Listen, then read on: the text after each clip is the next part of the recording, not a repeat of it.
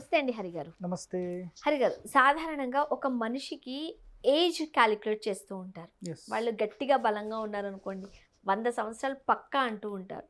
మన ఆరోగ్య పరిస్థితులు సరిగ్గా లేకపోతే మన ఆయుష్ కూడా తగ్గిపోతుంది అంటారు. కంపల్సరీ. ఇప్పుడు మా పెద్దమ్మ వాళ్ళు అట్లా వాళ్ళ దగ్గర మేము వింటూ ఉన్నప్పుడు, ఊర్లో ఇల్లు చూసినప్పుడు అవి 100 ఏళ్ల క్రితం కట్టినవి ఇట్లా ఉంటుంది.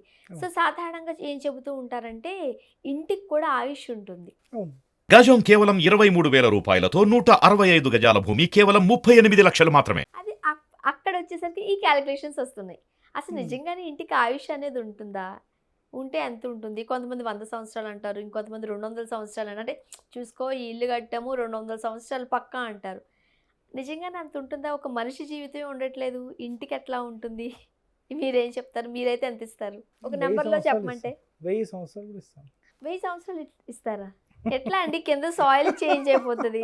ఇప్పుడు అయోధ్యలో రామ మందిర్ కట్టారు. ఉమ్, తన ఏజ్ ఎంత ఇచ్చారు? ఎక్కువ సంవత్సరాలు 1000 ఇయర్స్ ఇచ్చారు. అవును. 1000 ఇయర్స్. 1000 ఇయర్స్లో మళ్ళీ మొత్తం తీసి కట్టొచ్చు, ఉన్నదాన్ని మాడిఫై చేయొచ్చు, రెనోవేషన్ చేయొచ్చు. చెప్పలేదు. 1000 ఇయర్స్ లైఫ్. స్ట్రక్చర్గా ఇచ్చేది దేనికి అనేది మీకు తెలుసా? అంత ఐడియా లేదు. చాలామంది వాస్తు వాళ్ళకు ఈ నాలెడ్జ్ లేదు.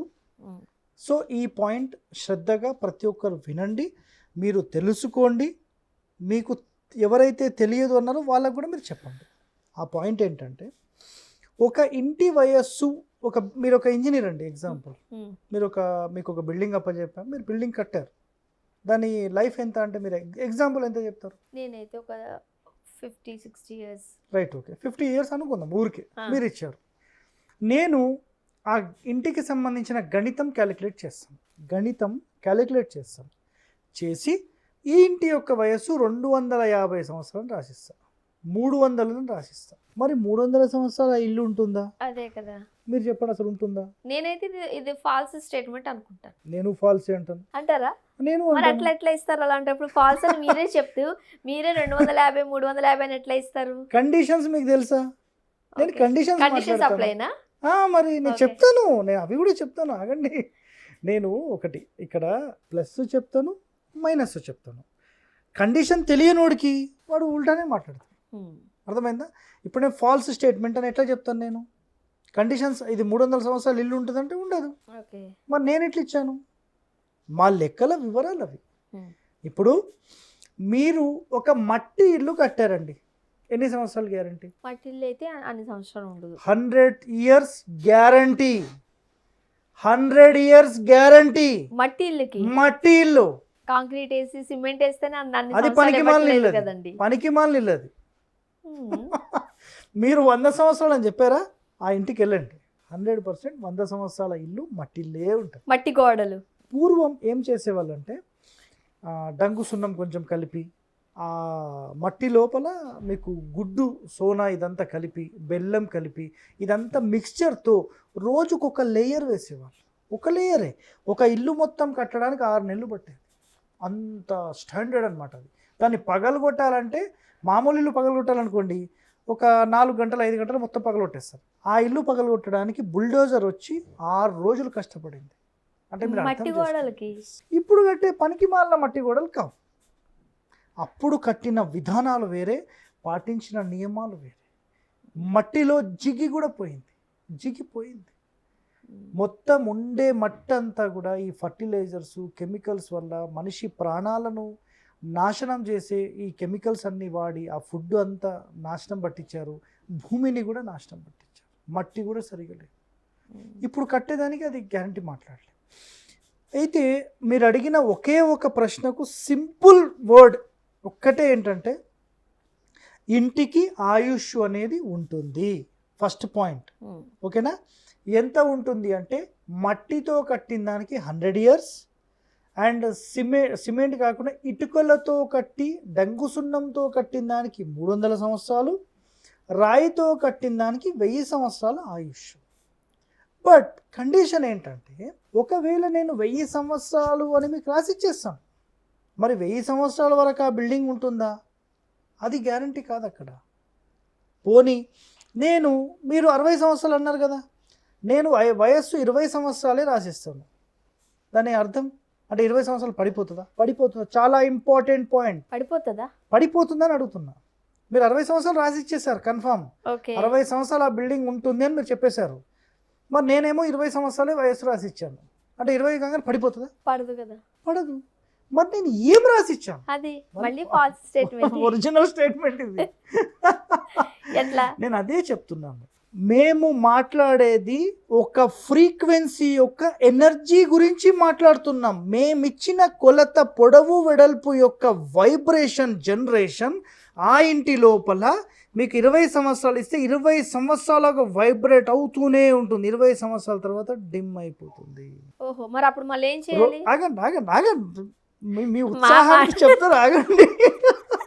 మీ ఉత్సాహం కదా చెప్తాను. అన్ని క్వశ్చన్స్ పెట్టారు మీరు, కన్ఫ్యూజన్ లో తీసుకెళ్తారు నన్ను. చెప్తాను. ఇప్పుడు 250 సంవత్సరాలు ఇచ్చాను.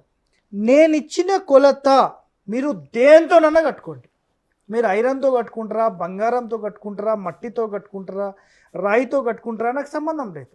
100-1000 సంవత్సరాలు గ్యారంటీ అని ఒక కంపెనీ ఇచ్చిన స్టోన్ కూడా వాడుకోండి, నాకు సంబంధం లేదు. నేను 250 సంవత్సరాలు అని రాసి ఇచ్చాను అంటే 250 సంవత్సరాల వరకు ఆ వైబ్రేషన్ జనరేట్ అవుతూనే ఉంటుంది. మీ బిల్డింగ్ 1000 ఉందనుకోండి, 250 తర్వాత అది న్యూట్రల్ అయిపోతుంది. ఇప్పుడు మీరు ఇచ్చే లెక్కలు అవే అయినప్పుడు అది ఇన్ని సంవత్సరాలని ఎట్లా ఉంటది? మేము లెక్క వేసి చెప్తాం, అది తప్పది. అందుకనే చెప్తున్నాం. కొన్ని బిల్డింగ్ ఎట్లా వేస్తారు లెక్క మీరు? అది గణితం ఉంటుంది మాకు. అంటే దాంట్లో కూడా రాసులను బట్టి ఇప్పుడు 100 ఇప్పుడు 250 సంవత్సరాలు అంటున్నారండి. ఇప్పుడు మీరు ఇచ్చిన దానికి నేను మహా అయితే ఇంకొక ఎన్ని సంవత్సరాలు బతుకుతాను? 30 సంవత్సరాలు బతికాను అనుకోవచ్చు. మీరు 250 అంటున్నారు. నేను 250 వైబ్రేషన్ కి ఇచ్చాను. పిల్లలు వస్తారు. నేను చెప్పింది అర్థం చేసుకోండి. చాలా మంది ఏం మాట్లాడతారంటే 250 సంవత్సరాలు ఇచ్చిండా, 250 సంవత్సరాలు మా ఇల్లు ఉంటుందా అని మాట్లాడతారు. అది మనం ఉండం కదా. నేనేం మాట్లాడుతున్నా, మనం వదిలేసేయండి. ఇప్పుడు అయోధ్య టెంపుల్ కట్టారు, 1000 సంవత్సరాలు దాని ఆయుష్. అది టెంపుల్, అది అట్లా కాదు, ఇది ఇల్లు. నేను అదే చెప్తున్నాను. పోనీ అదే కన్స్ట్రక్షన్ ఇంటికి చేయండి, ఉండదా? అలా వర్కౌట్ అవుతుందా?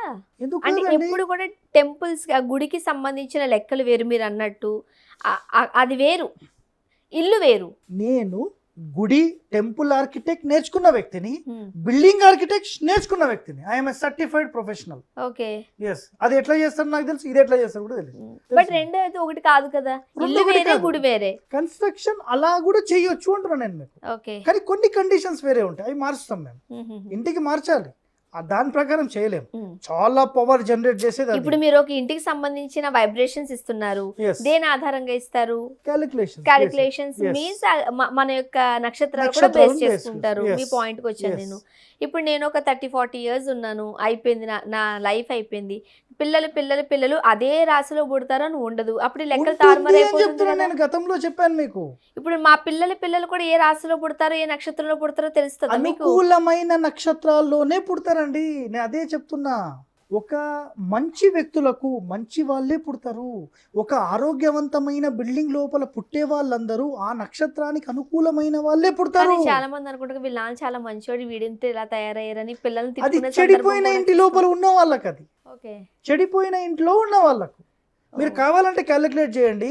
పెద్ద మీరు ఇప్పుడు వెస్ట్ గోదావరి, ఈస్ట్ గోదావరి పెద్ద వాళ్ళు ఉంటారు కదా ఇంట్లో, వాళ్ళందరూ కూడా ఉమ్మడిగా ఉండి అందరూ ఒక మంచి స్థాయిలోనే ఉంటారు.